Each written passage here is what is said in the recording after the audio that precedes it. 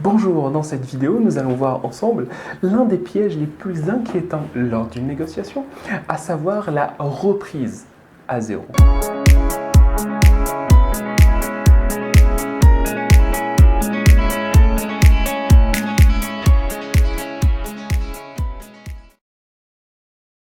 Avez-vous déjà eu affaire lors d'une négociation à un interlocuteur qui, arrivé à un moment ou à un autre, veut tout reprendre à zéro? Voici donc un exemple de situation.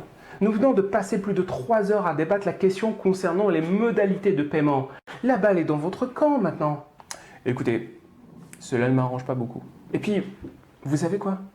Reprenons la négociation depuis le début.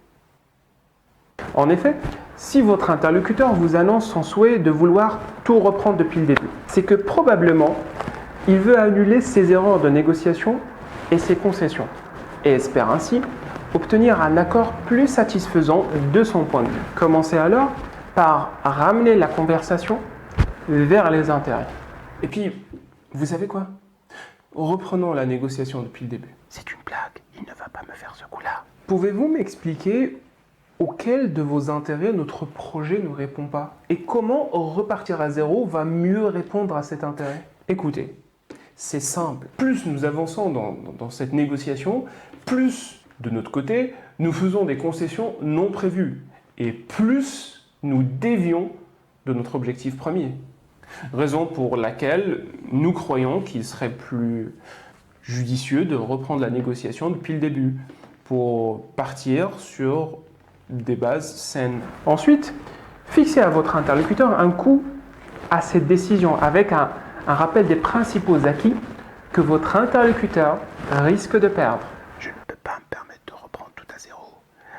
Je dois donc le décourager de cette décision. Vous vous en doutez bien sûr que s'il faut reprendre à zéro, nous allons naturellement retirer les propositions que nous avons faites jusqu'à maintenant. Et je ne peux pas vous garantir que nos propositions plus tard seront aussi avantageuses que celles-ci, puisque de notre côté, nous avons plus à gagner dans un accord rapide. Enchaînez ensuite en faisant référence à votre plan B, s'il est crédible. Aussi, en prenant en considération le temps que nous avons déjà consacré à cette négociation, il serait peut-être plus avantageux pour nous et plus rapide, au cas où vous insisteriez pour qu'on reparte à zéro, de conclure un accord avec votre concurrent. Sachez néanmoins qu'à choisir, nous préférerons voir aboutir avec vous le projet actuel. À ce stade, vous obligez votre interlocuteur à reconsidérer ses acquis. Aussi, en exprimant votre préférence de faire aboutir le projet avec lui, vous lui offrez une occasion de sauver la face. Et si vous souhaitez enfoncer le clou un peu plus, demandez poliment une pause stratégique. Maintenant, si vous n'y voyez pas d'inconvénient, je souhaite prendre une pause. Je reviendrai dans 20 minutes. Quittez de préférence la salle ou l'endroit de négociation et restez hors de vue de votre interlocuteur. Cela vous permettra d'interrompre votre interlocuteur dans son élan et de créer une tension psychologique sur lui. C'est tout pour cette vidéo, je vous remercie de l'avoir vue. S'il y a des points, des conseils que vous avez captés, qui vous ont semblé plus pertinents que d'autres, n'hésitez pas à les mettre en pratique pour faire monter votre compétence. Et n'hésitez pas aussi à me laisser des commentaires si vous avez des questions, des interrogations, des points d'amélioration que vous voulez me proposer ou des critiques constructives. D'ici là, je vous dis à très bientôt pour une nouvelle vidéo.